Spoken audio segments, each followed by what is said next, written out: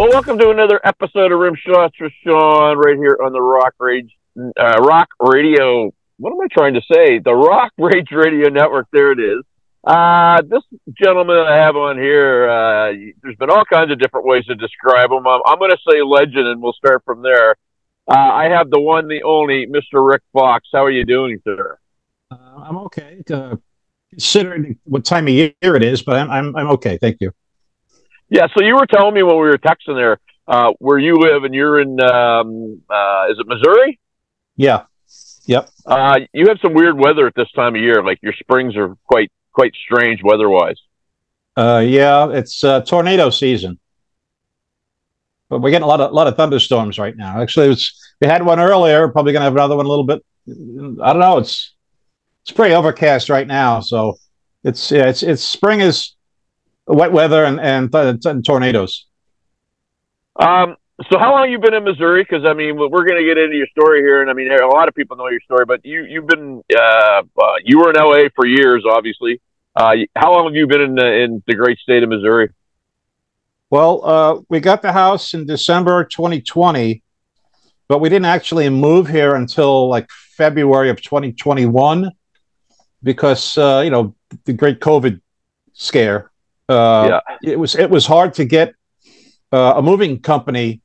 Well, we were in the queue waiting for our turn because they were losing a lot of drivers, or it was just stacked back to back with people exfilling out of California. So we had our stuff in storage for several months, and then when they finally said, "Hey, all right, we got an opening, we have a driver available," so that was February of 2021, and we got everything out of storage and made it out to here. So we've been here since February 2021.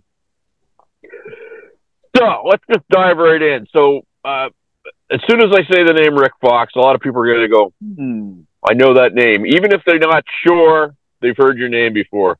I went and did some research on you, and you said, well, there's an awful lot of stuff out there. Some of it's legit, some of it isn't. So straight from the horse's mouth, so to speak, and I know you're a horse guy, which is kind of ironic that we say that. But if I was to say, give me Rik Fox in an elevator pitch, Rik Fox is who? In an elevator pitch. It's one of those names you sound like you've heard before, and you probably have. Some people respond positively, some people don't. I can't speak for them, but I've been around the business. I started in the mid '70s in New York, part of the New York City rock scene, and then worked my way to LA. I did New York, New Jersey club circuit scene for many years. Wound up in LA. Got the gig with Sister, who I after a month or so I came up with a new name. We changed it to Wasp. So I was the original bassist in Wasp, which appears to be some form of contention among some people. But I came up with the name Wasp. I'm in the early pictures. It's constantly been, somebody keeps trying to censor that, and that's their problem. But it's there. Its history's written. Can't be unwritten. And after Wasp, I wound up in Steeler, which was a cornerstone, one of the cornerstones of the LA metal scene in the mid '80s, early mid '80s.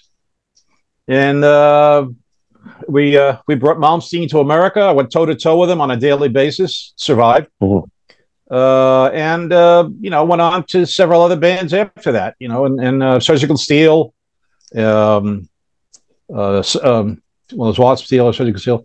Sin. I had a band called Sin, which was I extended the name out of when I was playing in Jersey. I reused the name with a couple of new lineups, and then we got to the threshold of being signed with a major deal, and it fell through, which happens to a lot of people in the business. It's nothing uncommon. And then I batted around from thing to thing. I wound up getting out of the music business for a while because it just wasn't fun anymore. Right. Seattle came in and was, the days of the super gods on stage were limited to bands like Judas Priest and Motley Crue or whoever, the stadium bands. So I worked in the film industry. This was a nice paycheck. And I did that for several years. I served 5 years in the California State Military Reserve. And I got involved in doing living history at military timelines and Renaissance fairs, representing my Polish ancestry. That's where the Winged Hussar, Winged Knight of Heavy Metal comes in. So that's my ancestry. And then bebopped around and did all kinds of different stuff. I'm a current security enforcement agent, which is something my late wife and I were looking into before we left LA. And then, which my wife was a horse trainer amongst her many talents, taught me everything I know about horsemanship. And then we moved here. LA, it was time to get out of LA. It was getting too crazy, too hairy. It's nuts. And it just wasn't for us anymore. And my wife had some ancestry in Missouri. So, when she, in her teen years, in the 70s, she wound up going to a riding camp in the summer with what was then the Anheuser-Busch kids, who are all grown up now. But that set the template for her to be a horsewoman. And then so it was a grounding thing. It grounds you to have that kind of responsibility to be around horses. And then she was excellent at what she did. She was not fairly recognized and acknowledged for what she brought to the table. But like I said, I learned everything I knew about horses from her, which is it's an amazing gift. Unfortunately, May 15th is coming up right around the corner. This will be the 2-year anniversary of her passing from cancer after we got here to Missouri. So I could not sustain the care of the horses indefinitely. It's an expenditure. Yep. And so I rehomed them at her cousin's ranch, but she's up in Waynesville. She has a bigger ranch up there with some other horses. So at least I could keep all the girls together, and they went up there. And here I am in Missouri, and I'm on live before everybody's naked, steaming eyeballs with you. Absolutely. So, lot to unpack. Starts in New York, goes to LA, and now currently in Missouri. So, in the New York scene, I've heard so many things. I grew up in Halifax, Nova Scotia, right? So we're north of that, but we're on the same coastline. And when I was growing up, I heard so much about the New York scene, just about how, it was different from LA. There was different components, different bands. What would you say, I guess, if you were to compare the two? I always hate to compare, but if you can compare the New York scene to the LA scene, what would you say about those?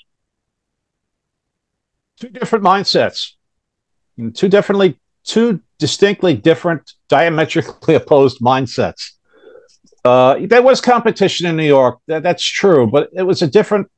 Like I said, everybody knew everybody. Well, I guess in LA they did too, but we didn't have that kind of backstabbing competition that happens in LA. It was like one big family in New York. At least that's my experience with it. And there were several women that I dated who were in the industry. I was able to rub shoulders with a lot of people at the major labels. Or there was a gal I went out with who was the head receptionist at Record Plant, which is one of the biggest legendary recording studios in the world. So I was able to rub shoulders, hobnob, and make friends with a lot of major recording artists in the industry, and kind of just make my name known amongst them, and fish around with my demos and see if anybody was interested, things like that. So that's New York. When I got to LA on my first night out, being taken out to the clubs by Blackie Lawless, I walked into the Troubadour, and it was Kevin DeBrose standing right there in the lobby. And he, I just fresh from New York. I had the rock and roll haircut, the leather jacket. I didn't look like everybody else there. And so we got into a conversation. We were talking, and I said, Blackie just flew me out from New York to try out for his band. And he says, well, good luck with that. And one of the first things Kevin said was, don't trust anybody here. Anybody. Just like the song Backstabbers by the OJs. The smile on your face all the time. They want to take your place. So he says that's pretty much he hipped me to what the LA scene was like in a nutshell, and sure enough, that I've seen it happen many times. You know, it's that dog eat dog competitive. Hey, you're great, man. Your band was great tonight, and then you walk away, and they're like, "That guy sucked, man. And what a loser, what a poser." That kind of mentality. You know, it's a big sandbox. It still is a big sandbox. You know, so it's just that the scene is now down to a pinhole. It's still a sandbox. You know, there's just I don't know. It's a shadow of its former self. It was fun, you know, and then in the early and mid '80s, you know, Sunset Boulevard and all the clubs, and you know you're up to your knees deep in flyers all over the sidewalks, and you know it served its purpose. You know, it was. I wish I could have been better connected than I was, but you know, I didn't live in Hollywood, so it was only when I was able to get up into that area to mingle and network is when I was able to talk to people. So. So the funny thing, like anytime that I ask or talk to anybody that, you know, came up in that era, and I'll say like the late '70s to say mid '80s when Sunset Strip, you know, when the bands were really starting to get signed and stuff, you know, and then grunge came along and it kind of fizzled out a bit, but now it seems like it's back to a place. I won't necessarily say as popular as it was before, but you have these hair metal cruises and you have all these different things, and bands are out doing weekend dates. And why do you think that music's endured? I mean, like you mentioned Wasp, and they were out, I guess they did a tour last summer. You know, different bands are touring. Why do you think that music's endured? You know, music can represent a certain place and time in your life where it made you feel good. So it's kind of nostalgic, if you will. It'll take you back to that. You know, hey, I remember where I was when that song came on, and I was driving down Sunset when my song came on. You know, my band got signed, and we're driving down Sunset, and my song comes on the radio. There's a special feeling attached to that, a memorable, nostalgic feeling, and you felt good. So it was, I guess, the last time, if you want to call it real rock, was ruling the airwaves, so to speak. I mean, you know, '90s stuff, the grunge. Who can remember that? You know, it's depressing. It's sad. People don't want to identify with that. They don't want to be reminded of depressing music. So, you know, the '80s stuff is happier music. People want to hold on to that.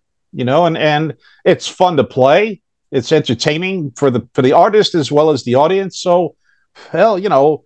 And plus, there's areas around the world that missed all of that in the '80s. The kids, you know, who were too young to appreciate it, you know, their parents are into it, and now some of those kids are grown up, and they like, I want to know what that's about. I missed that era. It looks like it was fun. So there's like kind of like a whole new younger crowd popping up in various areas around the world that really love '80s, you know, hard rock and metal and hair metal, whatever you want to call it. And so it's kind of has a slight revivalist feel to it right now. And a lot of us '80s artists are getting older. So how much longer can we get up on stage and pump that out, you know? So. No, absolutely. I'd be interested to get your take on some of this AI generated music now. There's a couple of bands out there that people are sort of throwing rocks at them, saying some of their songs that they put out have been, you know, they heavy use of AI, and some people are, you know, defending them. I won't name names. I think we could probably say who it is, but you know, because the topic du jour, if you will, 1-2 years ago was people using backing tracks live, and how people were either for it or against it, and you know, never down the middle, always one side or the other. I'd like to get your take on that, Rick, because I mean, I was thinking, oddly enough, I was listening to the first Wasp album the other day, which is a great record, and I'm thinking that was done in a studio. Like, if you frigged it up, you had to go and do another take. You know, maybe you could punch it in during that time, but that was an era where, man, you had to be on your frigging game to make things happen. So I'd just love to get your take on that as somebody that's been around the block. Well, it's always more rewarding to be in a room with actual humans interacting when you're recording, you're doing that stuff. I'm sure if I speak for most of us from that era and that genre, we all miss that. You know, nowadays it's all done with you know, files, and somebody sends you a file of a song and you can record it at home or whatever like that. There's no interaction. It's empty. It's missing. You know, I have to do that right now because I am in Missouri, but B, I don't have a recording facility at home. Uh, Before my wife passed away, she was also an IT tech, and she bought me a new computer and everything. She was going to help set me up so I could record off my computer at home. But excuse me, she passed away. So fortunately, I found a guy here in West Plains, Missouri. He's got his own home recording studio. Does it kind of like for a hobby. So it was very advantageous for me because I'm doing recordings with Ron Keel for Steeler, like that. I have a project for Stian Pian Thorsen over in Europe. I'm going to be doing a song on one of his projects. So again, though, I can be in a studio, but the only other person in there is the guy at the board. I have no other musicians to bounce something off of like that. So I got to figure stuff out for myself on the fly. AI, that's scary. I don't really know enough about the deeper end of that technology, but nobody's, from what we could see in advance coming at us, nobody's really happy with that. Maybe Kiss is, but we because they can just keep perpetually reinventing themselves that way on another media format or another platform. I just miss the days of being in a studio with real people, because as people send me their stuff to record, and I write my bass tracks, and I go, well, that line's cool, but I got this other line that's kind of cool too, and there's nobody to bounce that off of. Right. Say, what do you think of this? What do you think of that? That's missing now. It's just it's a black hole, and you reach in and there's nothing in there. So I have nobody to really bounce the ideas off of. So I don't know if that answers your question, but it does for sure. And I mean, it's bang on because I record tracks for people, and it's like it might be a day or two before you get any feedback on, yes, I liked it, no, I didn't change this. And so it's very, to your point, you don't have somebody, pressing the stop button going, okay, well, you know what, that series of notes that you hit there is not working. And so I mean, on the one hand, you don't have to pay hundreds of thousands of dollars to record anymore, but on the other hand, it kind of takes a little bit of the soul out of what's happening. Yeah, I mean, it opens up a little more of a niche of creativity. It allows me to try new things. But like, for example, this new song we just did with Steeler, "Give Me Guitars or Give Me Death," and Ron gave me some basic tracks, and I play them back like on my laptop or whatever, and I in the headphones, and he says, "Write your bass line. It's wide open for you." So I do that, and then I get to a part in the song where I'm like, gee, there's like this dynamic that comes down. It's like really like quieter, it's like almost you could imagine a narration in that spot. And I'm going, okay, well, what can I do there? It's the field is wide open. So my inspiration, I look to Deep Purple, the song "Woman from Tokyo." Right, there's a part after where the song comes down. It's like real quiet, and Roger Glover plays this pretty little walking melodic bass line. I'm speeding it up, of course, and I'm like, this part of the song kind of calls for something like that. I'm feeling something in there, so I came up with my own original little pretty little melodic bass line in there, and it fit. It actually fit, and the only thing that was stumping me was the timing was kind of weird and how I came out of it, and to land on the note that brings us back into the last chorus and the solo. So I finally nailed that, and I got that, and I sent it to Ron, and 30 minutes later he says, "Hey man, you nailed it. It's right on." So and I got to hear an advanced copy of it. It's not going to be released yet, but a little bit later this year, I think. But I finally got to hear it. I'm like, yeah, it's when you hear the song in its infancy, it's nothing like when you hear it completed and all the guitars are laid on there and the vocals are on there, and it's like everybody's pieces are all finally interlocked in there, and so it sounds pretty cool. And I said to Ron, you can add a stereo chorus on that if you want, or just leave it flat. I'm fine with it either way. And he wound up adding it sounds like there's a little bit of stereo chorus on it, so it's kind of neat. So that's Steeler, and I saw the post on it. I mean, Ron's always been one of my favorites from back in the day, and I had the opportunity to interview him, actually, oddly enough, on my birthday a couple of years ago, which was kind of fun. Who's playing on that track, Rick? We got Dwayne Miller, I think, is doing some of the drums, and I think we're trying. Mark Edwards is going to try and put some drums on it. He has not been able to play drums for decades because he had a motocross accident back after Steeler, when he was in Lion, and he did a whoop-de-doo and it came down and a bike hit him broke his back.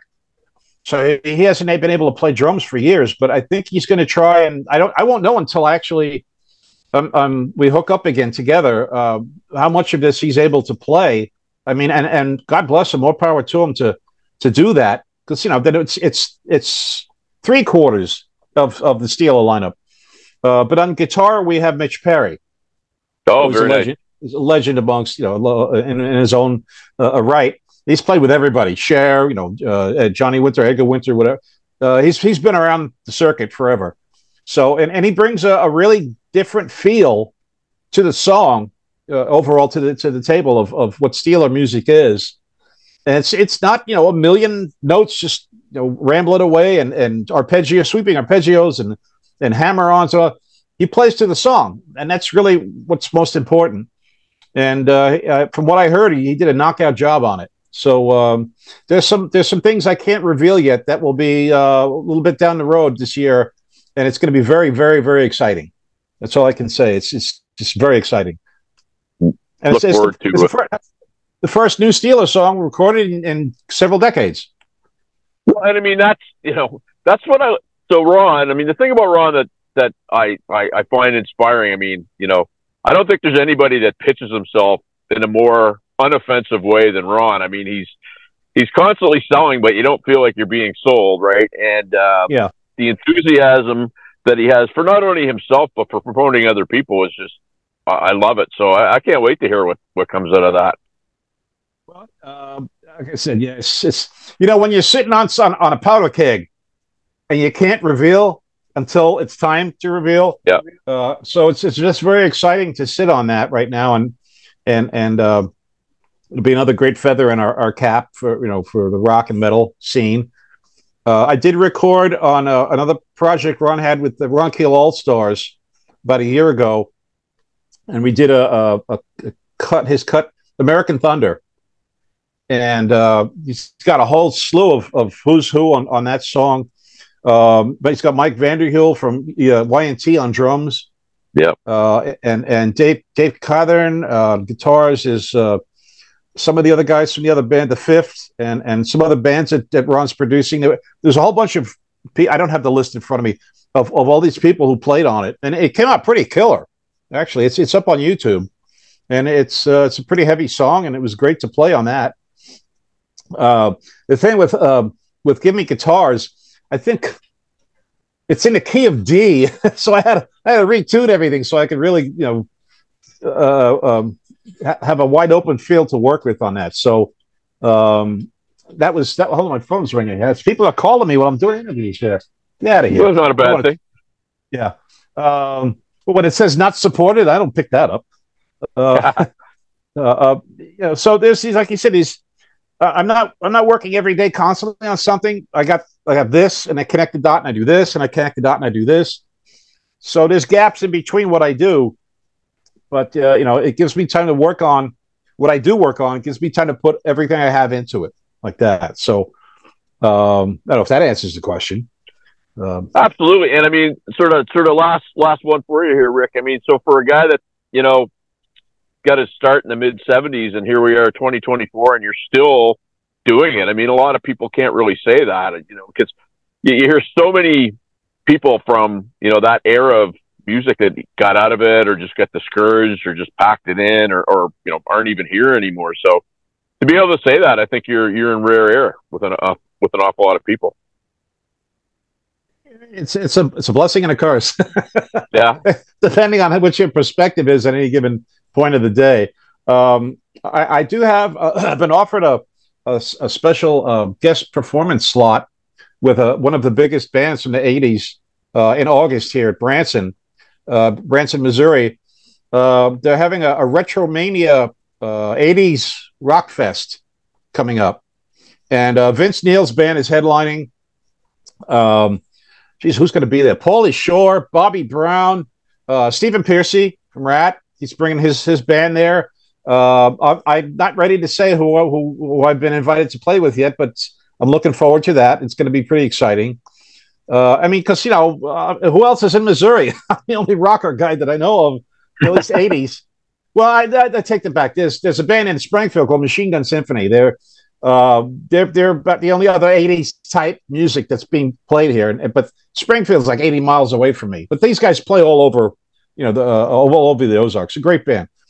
So I'm looking forward to doing the gig in August. It's just one song, but I got the stuff coming up this year later with Steeler. There's something very exciting about that, and doing the bass track for Stian Pian Thorsen for his project. And that's kind of pretty much it right now. I was recently with another band that didn't work out, and so that's over with, and moving on. Well, Mr. Rik Fox, it's nice to finally meet you face to face after all the texting we had going back and forth. I'd love to keep in contact with you to see what happens in the summer. I want to thank you for doing this, and all the best, my friend. It's my pleasure, and I thank you and all the other podcasters who are out there keeping us alive, keeping our name out there. We appreciate it very much, and keep on doing what you're doing, and hopefully more of you can participate at the Rockin' Pod in Nashville, which is a big podcast, rock and roll podcast, festival event. Great one. Yeah, I was supposed to go last year and I didn't, but maybe when is that again? It's in I think they moved it to spring. It's not going to be this. It's 2025. I think they're just setting it up now.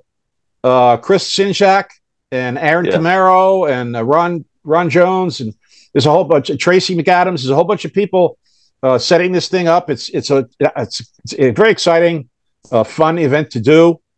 I was a highly requested artist that people wanted to interview me, so I'm very appreciative of that. Thank you, and so on and so forth.